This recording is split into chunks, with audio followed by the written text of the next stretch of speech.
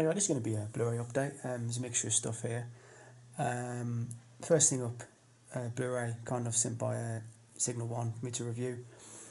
It's Eyewitness. It's from 1981, Peter Yates film.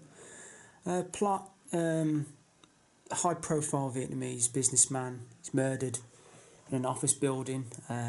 Janitor, played by William Hurt, is obsessed with a report investigating the murder, played by Sigourney Weaver.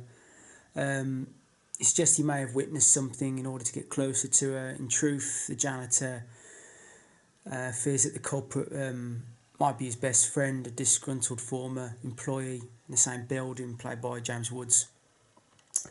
However, as Hurt and Weaver's characters grow closer, it transpires that the relationship in his eyewitness claims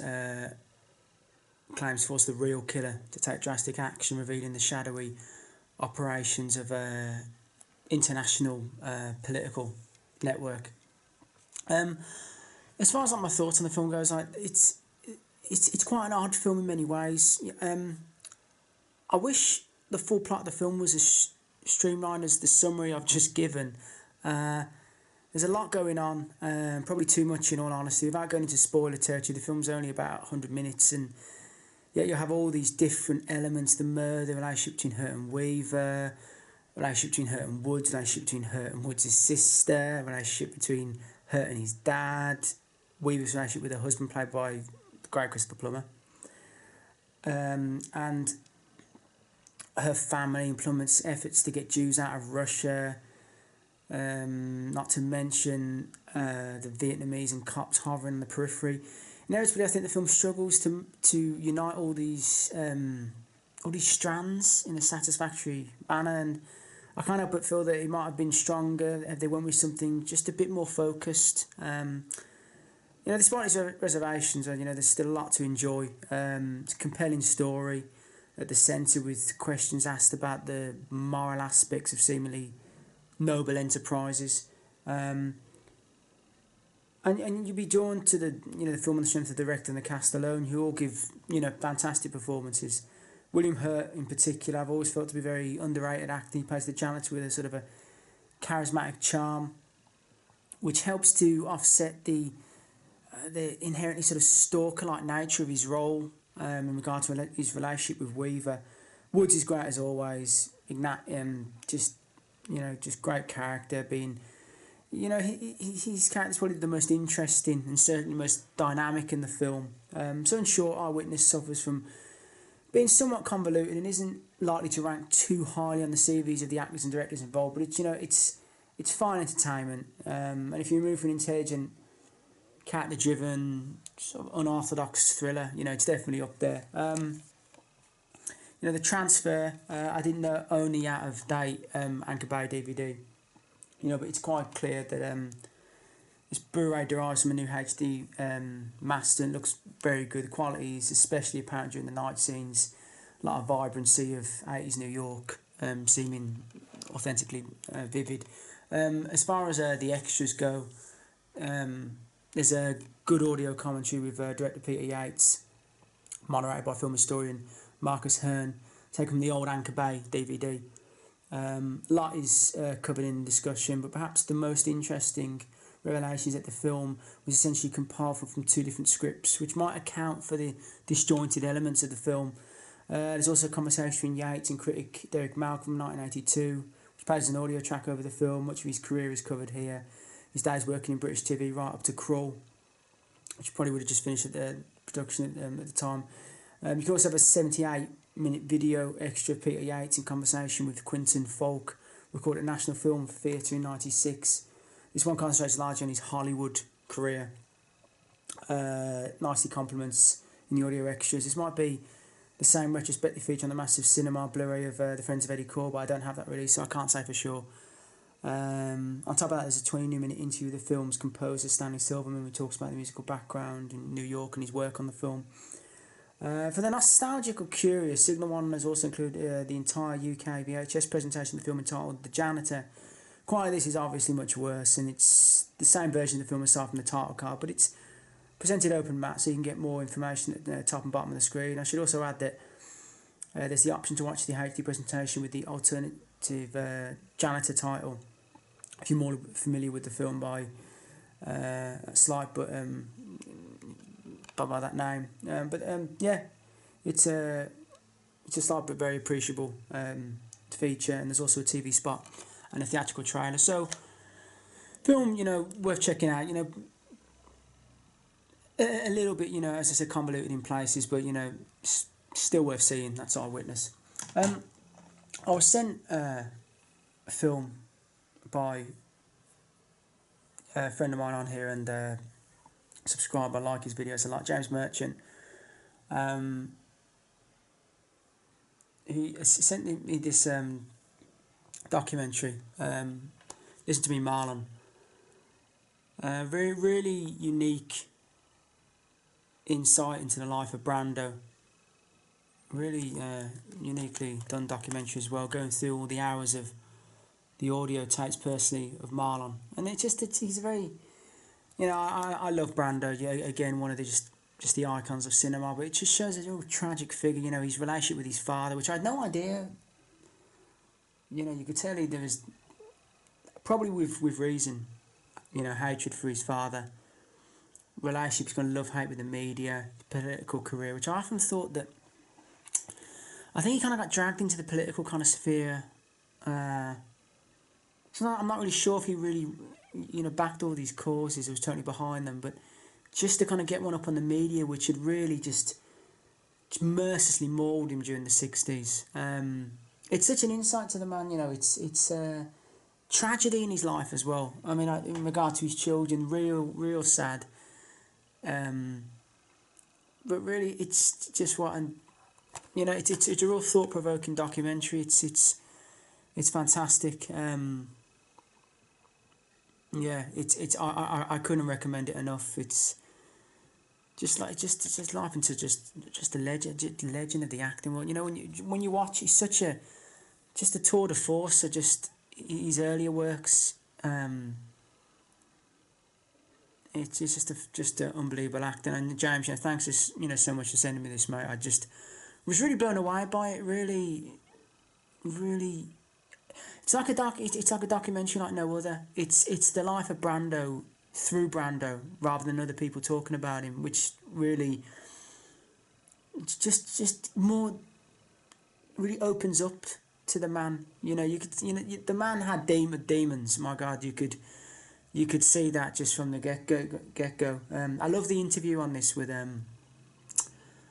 what show's on, Dick Cavett. You really, man, is just so stylish at that point. Probably the last kind of stylish of Brando before he began to get the, he had the problems with the weight and stuff. But it's just great. And thank you ever so much, James. I really appreciate that, mate. It's just, listen to Me, Marlon. Unbelievable documentary, just fantastic. Absolutely loved it. Now is a mixture of kind of titles. I picked up some stuff from Eureka and BFI. I got Fixed Bayonets. I haven't seen this film. I hear real good things. Directed by Samuel Fuller during the Korean War. Definitely, I'll be checking this out. I want to be checking some of these films out before. I like to have a sort of like a horror kind of season. Obviously through Halloween, like we'll all be doing. But yeah, I'll definitely be checking that out. BFI titles, picked up Captured. These are like the flip side label. You can pick these up, fairly cheap. Exploring the complex ways in which British POWs respond to brainwashing torture techniques during the Korean War. Various like communist kind of brainwashing techniques. Got Voiceover. Yeah, with Ian McNeice. Many people be familiar with Ian McNeice. He's a very kind of quintessential kind of British actor. You'd know him if you saw him. I picked up this. I've long time since I've seen this Saturday night, Sunday morning. Everything is great in this film. This is a great film. Really enjoy it. It's been a long time since I've seen it as well. Remember the drinking scene at the beginning. I think with the squaddy. I'm sure he's a soldier at the beginning. Yeah, just the beginning of the kind of the kitchen sink kind of dramas. Picked up Culloden and The War Game. Two films with Peter Watkins. The Clara one's quite interesting. They're kind of almost like a documentary kind of style of colliding like before, like the build up to it and afterwards. Night in the City, Richard Widmark, just outstanding piece of film noir, just unbelievable. Love seeing London. Sat on the backdrop of the wrestling scene in London. Widmark's trying to kind of get into it, trying to just make something to himself. Harry Fabian. Fantastic as well. Big fan of wrestling as well. It's great to see now. Just the wrestling behind it, and then the sort of the fight near the end. It's just a great film. It's so just such a stylish film. Lighting's brilliant. The direction's amazing. It's brilliant.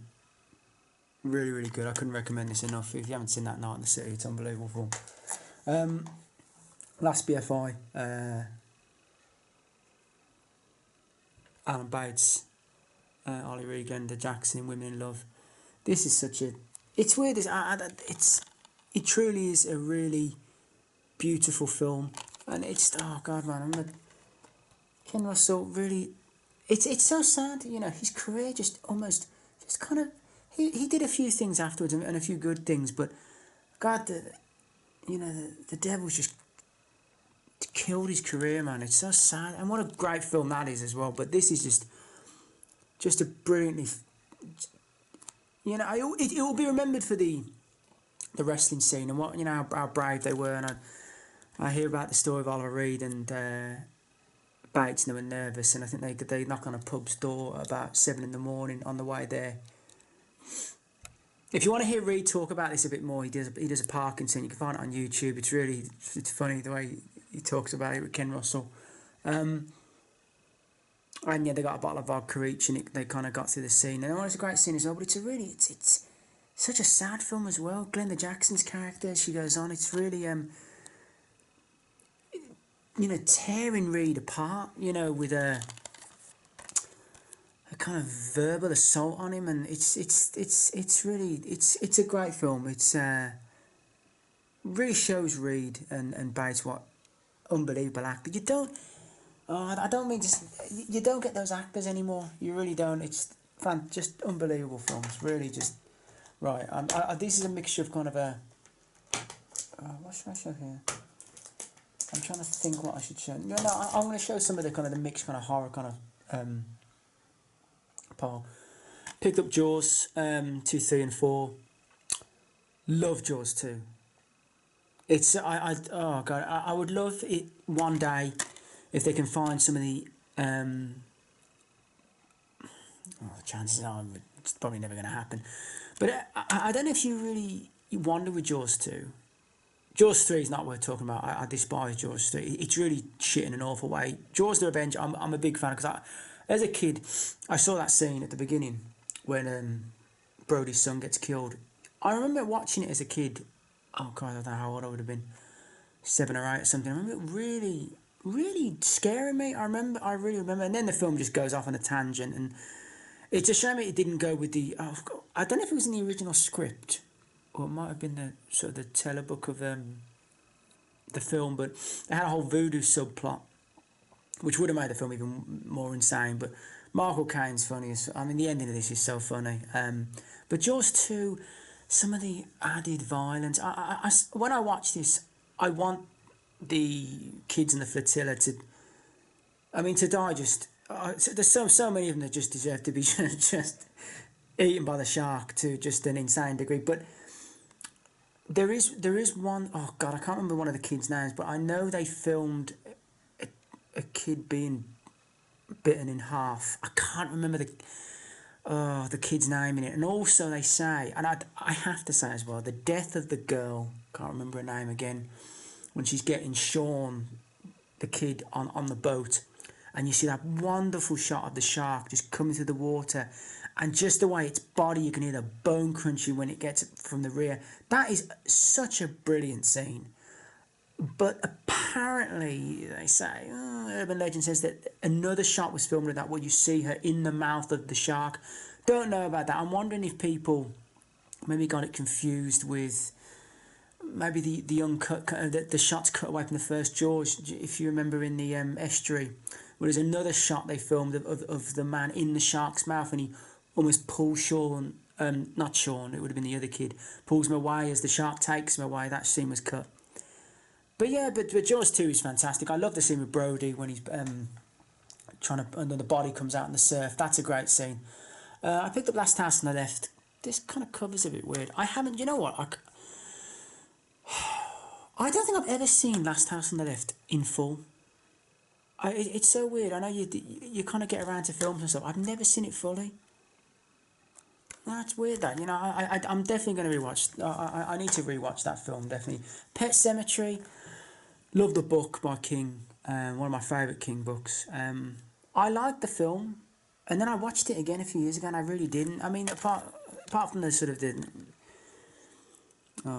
sort of the gimpy sister. Is her name played? Oh God, I know. Is her name's Zelda in it? Yeah. Yeah, it's. I need to watch it again. The funeral scene always kind of makes me laugh in this. It's a weird. It's a weird. The book is so much better. Again, like many King things.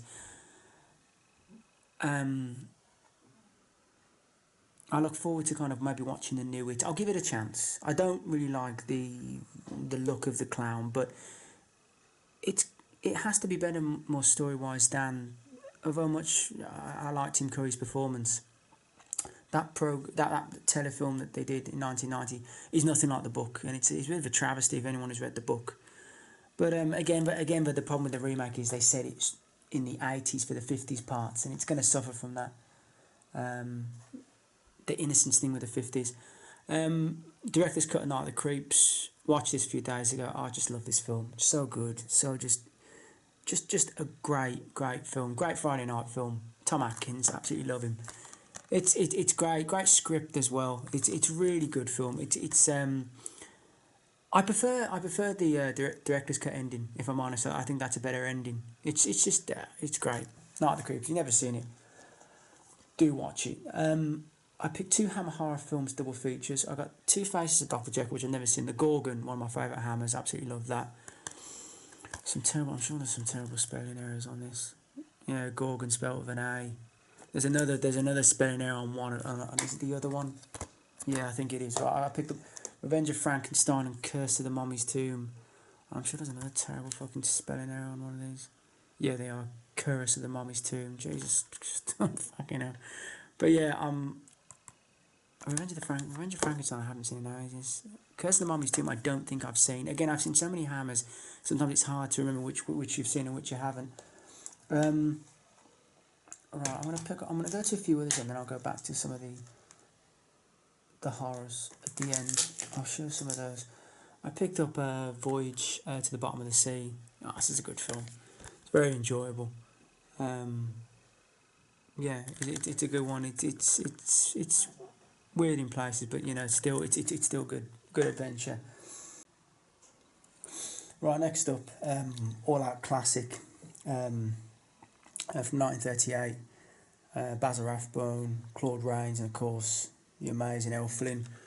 Robin Hood. I should have picked this up earlier. Oh, it's just an absolute classic. Great script. The transfer looks unbelievable. Elle Flynn was a real loss. To me, he was just. I was just on film, just a definition of a man. But, you know, great life as well. Coming from Tasmania, which I tell you what, God, I mean, coming to, you know, the life he had, amazing. You know, the career he had as well. Died way too young as well.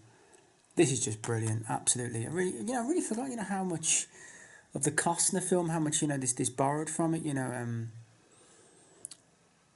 But it's just fantastic. Basil Rathbone as well is unbelievable. Claude Rains is great as King John. It's a great film, really great entertainment. This is another entertaining film for different reasons. Code Red release. David Hess, the interview with David Hess on this is so funny, so great. Really makes me laugh. As on the Edge of the Park. So really great film. David Hess and I don't think the other actor, actually. What's the actor's name of the other one on the back? A sidekick, Ricky, John Morgan from Cannibal Ferox and Cannibal Apocalypse. They're invited to a party, wealthy kind of suburbanites, and it all kind of, things kind of change in the situation. He begins to terrorise them. It's got a great twist in it as well.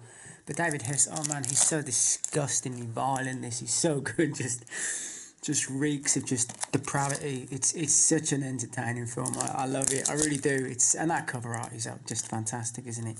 That's Into the Park. It's great, man. Really, really good. Mark Hess a lot. Right, 80s classic. I had to get this, and I had this on DVD Fraser's VHS. One of my favourite films from the 80s. I think it is one of the best. Truthfully, one of the best horror films. So underrated. No, it's not underrated. No, I mean, I think everyone really likes this film. Lost Boys. Just absolute classic. Great script. Unbelievable acting.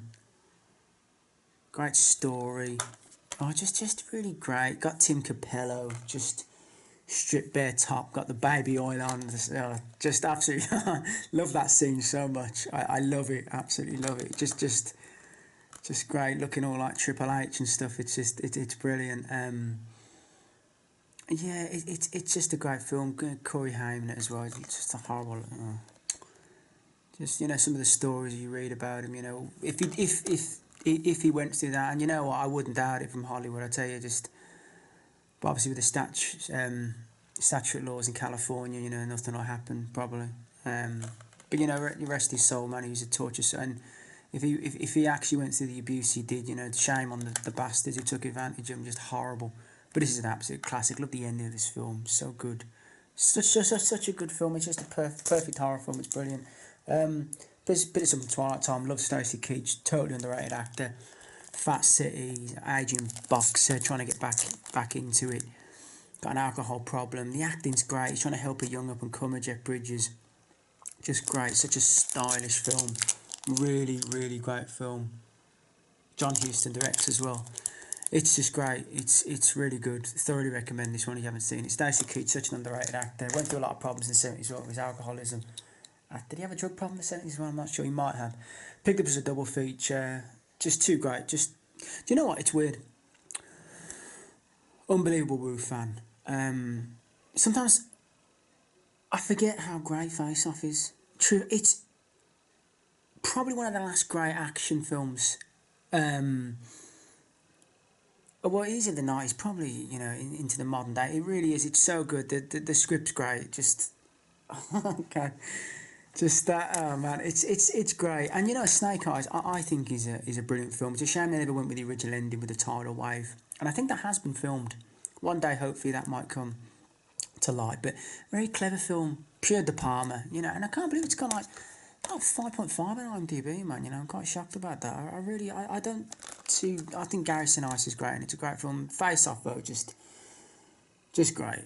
Just absolute. Just such a great film. Absolutely love it. This is a lost film. Really look forward to watching it. Stars Angela Pleasance, Peter Vaughan. Symptoms. Hear a lot of good things about this.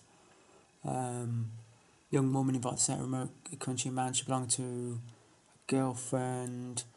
Peaceful retreat is interrupted by the menacing presence of the local gamekeeper Peter Vaughan. Events soon take a disturbing turn. Yeah, I hear all good things about this. Lost for a long time. Thought never to be released again. Really, that is another one from BFI. This is a classic. I really enjoyed this. Shame the ending's not more mental as the film on the whole. Because it's great. I mean, it really is. Psychomania. Absolutely, just such a classic film. Gang of bikers. Guy wants to kill himself to go to the other side. Ends up dying and gets brought back. Pure evil. His mother's a Satanist. Loads of the other gang come back from the dead as well. It's just absolutely mental. Robert Hardy does a northern accent in it for reasons best known to me. I don't know why, but such a great interview with Nikki Henson? That's a great interview, man. Just talks about the film. People are still quoting to him now. It's such a fun film. Totally insane. Some great stunts. Some really good stunts in this. Totally crazy. Totally off the wall. Just mental. Really great film. Really, again, I'd love the ending to be really mental, but it's still an awesome film. Eureka title, probably one of the, just an all-out classic. Fly the Phoenix, absolutely amazing film. Watch this, it's on DVD as well. Just the cast is great. Stewart, Attenborough, Borgnine, Harley Kruger, Finch. Oh, I hate the scene. Oh, there's a scene in this that just it's a real. I just remember them. That I won't name the act involved in the scene, but you'll know it. When it happens, you're like, oh man, it's a horrible scene. There's a few scenes like that in this, but at once I won't say the actor's name because I don't want to spoil it. But it's just a classic film. Again, you can honestly a film you can watch and then say, you know, I think I might just watch that again. It's just brilliant, that cover art. Classic, great film. Oh God, don't make films like that anymore. The remake is just. There should be crimes against humanity, but I got the new release of Nova Media of Bittersweet Life. Great film. Again, just I might keep the old digibook release. Just, I mean, such a stylish film. Again, this is sealed. I'm sorry, I'd show inside, but it's really happy to have this. Oh, God, it's a great film. Bittersweet Life. It really is. If you've never seen it, you know, please watch it. I picked up the Steelbook. Again, I don't really pick up many Steelbooks these days, but Punisher, Dolph Lundgren, really like this. It's going to have some stuff with the word print on as well. Really like it. Again, I'm not a massive fan of the sort of the saturated kind of superhero market now, but back then, I think I might have watched this in about 1991 when I was, you know, a young kid. But this is a great film. Really like it. Yeah, again, I'm a massive fan of Lundgren. I really like that film. Nice Steelbook. I picked up from Scorpion, probably the last really of the sort of the mass disaster movies, and this is a great film. Honestly, this is really good. City on fire. Disgruntled worker decides to. Power plant explodes. The city just causes chaos. Leslie Nielsen as the mayor. Fonda as the fire captain. Oh Christ! Who else we got in this? Oh God, James Franciscus. Like him a lot. Died way too young. Shelley Winters. Oh man, jeez. Her death in this, but I know, I'm sorry to spoil it, man. God, I pissed myself laughing. So good. Shelley had two funny deaths in films, of course, Bizarre Adventure, when she had the massive heart attack after a swim, and God, that was funny enough, but her death is really funny in this. There is a great stunt in this, where a guy's on fire, comes out and gets taken out by a car, and he gets hit so bad in the stunt, his wig comes off. The stunt man, you can see, obviously, the wig, you know, playing the actor, and he really gets taken out. It's awesome. It's a great film. That cover art is fantastic as well. Just a great film. Really good. And I picked up, God, there's some great last two films. One of my favourite films, one of my favourite Harris performances, Man in the Wilderness. And yes, I prefer this to The Revenant. I know they're two different films based. This is far more accurate to the Hugh Glass kind of story, and it's got a great score. Fabulously directed. Richard Harris' performance is brilliant. It's a really, you know what? It's a really beautiful film. I love Man in the Wilderness so much. It's fantastic. It's just a great film. One of my favourites. One of my favourite kind of mountain men films. Again, you know, it's kind of a sub kind of genre that's not really kind of overfilled too much. You know, there's a few out there, but you know, Richard Harris gets left for dead after he gets attacked by a bear. And he goes after the party, you know, who he thinks has abandoned him. You know, Houston playing captain, kind of loosely based on sort of the Lewis Clark expedition. Oh, it's just fantastic. It's great. The boat being pulled over, you know, it's really good. I mean, if it's just more to the source, I think, about Hugh Glass. The struggle, that's the problem with The Revenant, you see. He's too busy about the revenging. The struggle, I don't know, The Revenant's based on the book, don't get me wrong, but the struggle of Hugh Glass, the story of Hugh Glass is unbelievable if anyone's read about it. Again, the only thing this misses out really in the story of Hugh Glass is how he uses maggots to clean his wound, put his back against a tree stump after the awful injuries he got from the bear. And the real Hugh Glass, I think he was killed by Crow or Blackfeet in like about 1836, a few years after the event. But you know, again, it's an amazing film. What a classic. Patrick Swayze. Roadhouse. Watch this film again and again. Love it. Got Terry Funk in as well. One of my wrestling heroes as well. Sam Elliott. Oh God, Sam Elliott's so good in this. This is just watch this again and again. Absolutely love Patrick Swayze, and this film is just so right. It's just the only problem with this film is it doesn't go on long enough. It's just fantastic. Absolutely love Roadhouse. I can't know the amount of times I've seen this film. It's just exhausting. You know, but again, you know, it deserves to be rewatched. It's great, man. And the last thing I picked up, Media Book. Again, I would like the white cover. I prefer that. But again, you know, this is the original cover art. Fright Night 2. Do you know what? Look, it's not Fright Night. What is? Fright Night is, you know, one of the best. But you know what? Took the female vampire. And they've obviously thought, look, she's not going to be enough to pull this film through on a character. So we're going to give her characters, make her character better. You got the weird tranny vampire thing on roller skates, whose death is still makes me laugh to this day. You got the big ghoul, played by Brian Thompson. That's it. You got the werewolf dude who played a werewolf in Monster Squad. Let me get his name. What the hell is his name? Oh, I can't think of his name. Oh, I played a werewolf. I can't think of the guy's name. It's annoying. He played a werewolf in 2 movies. But yeah, you know, it's great. Roddy McDowall, man, so good as well. And you know, William Ragsdale, man, does such a great job as Charlie. Great. Just love it when Thingy's goes mental on the set and tries to stake when McDowall and he's being like pulled off by the security. Still makes me laugh. It's a great film. I love both. Look, Fright Night 1 is just an all-out, just classic. But if Fright Night was 10 out of 10, this is about 8.5 out of 10. I think that's about fair. Fright Night 2, it's a great film. Again, I had to get the replacement disc for the better sound, and the better sound is more than apparent in the replacement disc. But definitely pick this up, man. This is great. So yeah, that's the end of the update. If you got any questions about any releases, you know, just ask. I'll be probably doing a video, probably another update. I'm gonna do one about in regard to Halloween with some horror. I want to show some of my kind of like, you know, picks. Stuff that kind of scared me as a kid, there's a fair few actually, normally them from the 70s, but I'm going to put a few in there and, you know, for recommendations of Halloween. So yeah, thanks for subscribing, commenting, and I'll see you soon. Cheers.